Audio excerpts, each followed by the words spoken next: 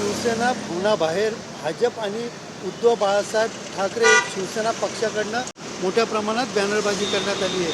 विशेषतः पाहायला गेलं तर ही बॅनरबाजी कोहिनूर वाहतूक पार्किंग यांच्यावरती 50% जे शुल्क माफ करण्यात आलेले यावरनं करण्यात आलेली आहे। एकीकडे पाहायला गेलं तर भाजपच्या लढायाला यश 500 मीटरमध्ये येणाऱ्या रहिवासींना कोहिनूर मध्ये शुल्क 50% माफ करण्यात आले आहे असे सांगत नामदार ॲडव्होकेट आशिष शेलार यांचे आभार अशा आशयाचे बॅनर भाजपकडनं लावण्यात आलेले आहेत। तर दुसरीकडे पाहायला गेलं तर भाजपच्या या बॅनरला उत्तर देत या ठिकाणी उद्धव बाळासाहेब ठाकरे पक्षाकडनं देखील बॅनरबाजी करत टीका करण्यात आलेली आहे।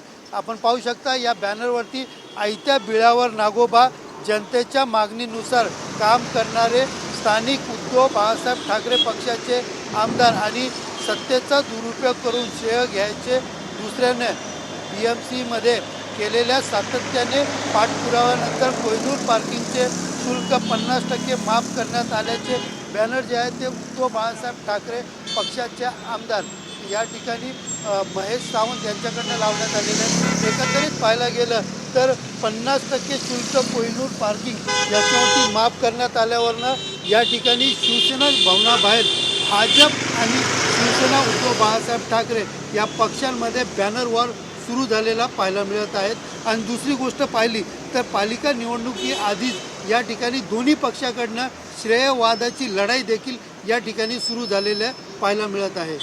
कॅमेरा पर्सन नागनाथसह सुनील जाधव, TV9 मराठी, मुंबई।